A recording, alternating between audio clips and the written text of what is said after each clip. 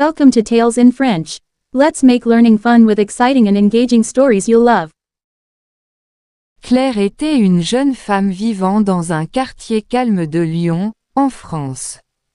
Sa rue regorgeait de petites boutiques, de boulangeries et d'arbres verts. Chaque matin, elle entendait le bruit des enfants qui allaient à l'école et sentait l'odeur du pain frais de la boulangerie voisine. De l'extérieur, sa vie semblait paisible, une maison calme, un mari bienveillant et une routine bien établie. Mais intérieurement, Claire sentait qu'il lui manquait quelque chose. Elle n'était pas vraiment heureuse.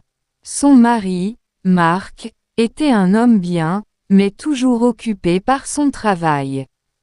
De retour à la maison, il dînait en silence et regardait la télévision jusqu'à s'endormir. Les jours passaient, et il parlait à peine. Au début, Claire essayait d'ignorer le vide. Elle faisait le ménage, préparait les repas et rendait parfois visite aux voisins. Mais au fond d'elle, elle se sentait seule. Le silence du soir devenait chaque jour plus pesant. Un après-midi pluvieux, alors qu'elle rangeait le salon, Claire remarqua une vieille bibliothèque couverte de poussière. Elle y trouvait des livres qu'elle lisait plus jeune, des romans, des poèmes et des petits récits d'aventure. Elle sourit doucement, se souvenant de son amour pour la lecture. Elle prit un livre sur l'étagère, c'était son préféré, Le Petit Prince. Elle s'assit près de la fenêtre et commença à lire. Le bruit de la pluie se mêlait au bruit des pages qu'elle tournait. Au début, c'était étrange, elle avait oublié comment se concentrer.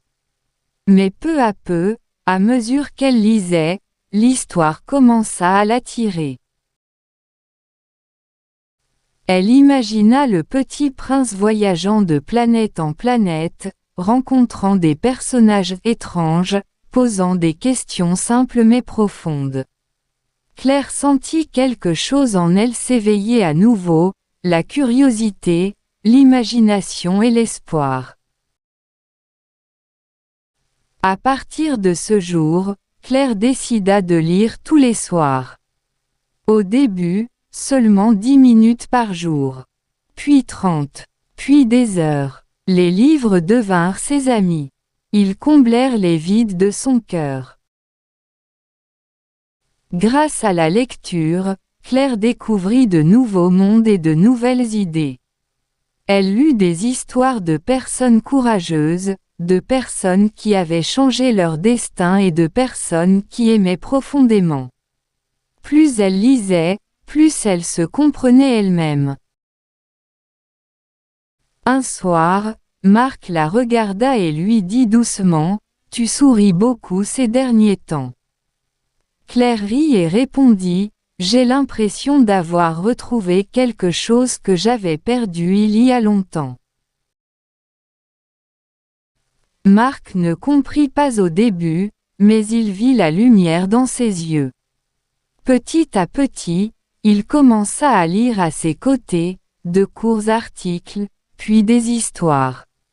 Ce fut un moment de calme et de sérénité. Claire réalisa quelque chose de puissant, la lecture l'avait guérie comme rien d'autre ne pouvait le faire. Elle lui apportait la paix lorsqu'elle était triste, des réponses lorsqu'elle se sentait perdue et des rêves lorsque son monde semblait petit. Les livres lui rappelaient qu'elle n'était pas seule, que d'autres avaient ressenti la même douleur, la même peur et le même espoir. La lecture la reliait au monde. Des années plus tard, devenue mère, elle inculqua la même habitude à ses enfants. Chaque soir avant de se coucher, ils s'asseyaient ensemble, ouvraient un livre et lisaient. Elle voulait qu'ils grandissent en sachant que la lecture est plus que des mots, c'est une porte vers un autre monde. Aujourd'hui, lorsqu'on lui demande pourquoi elle aime tant les livres, Claire sourit et répond. Plus grand que, parce que la lecture m'a sauvé la vie. Quand tout me semblait vide, les livres m'ont redonné envie de rêver. Et c'est pourquoi la lecture est si importante, non seulement pour apprendre, mais aussi pour vivre, guérir et se retrouver.